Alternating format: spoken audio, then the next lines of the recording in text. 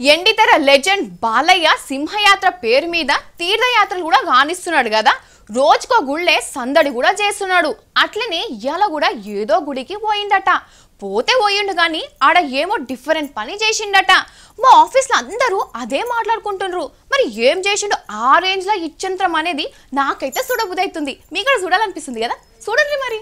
Seemasimham Balayya legend cinema మంచిగా నడుస్తున్నందుకు అన్ని నరసింహస్వామి పెద్ద పెద్ద గుళ్ళలకు పోయి దండం పెట్టుకుంటున్నాడు కదా. ఇక అట్లనే ఇలా కరీంనగర్ లో ఉన్న ధర్మపురి కాడికి పోయిండు. ఇక ఆడ కూడా మరి నటసింహానికి ప్రత్యేక దర్శనాలు చేపించి దగ్గరుండి మరి అన్ని చూపించిర్రు. ముద్దుల మామయ్యకి ఇట్లనే హిట్ల మీద హిట్లు రావాలని పెద్ద ఆరతిచ్చి పూజలు చేసిర్రు. ఇక బాలయ్య బాబుకు ఆరతి మొక్కమని ఇయ్యంగానే మొక్కే కంటే ముందుగాల పట్టు లాల్సీ జేవుల చేతులు పెట్టిండు. మరి తోసిన కాడికి దేవునికి ఆరతి పనులు నేద్దాం అనుకుంటుండు కావచ్చు. మరి వెళ్తలేవి ఇండ్లకెళ్ళి అన్నట్టు భారీ ఎక్స్ప్రెషన్ ఇస్తున్నాడు. తీసుకున్న రెమ్యూనరేషన్లకి ఏమన్నా కట్టలు తీస్తున్నాడు కావచ్చు.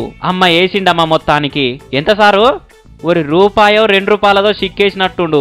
ఈ ₹1 వేసి 3-4 సార్లు మొక్కుతున్నాడు ఆరతిని. ఇంతసేపు దోలాడింది ఆ సిక్క గురించేనా? బాక్స్ ఆఫీస్ ను షేక్ చేసి కలెక్షన్ల వర్షం కురిపిస్తున్నారని ఒక దిక్కు అంటుంటే ఈయన కట్నాలు కానుకలు గీ తీరుగున్నాయి.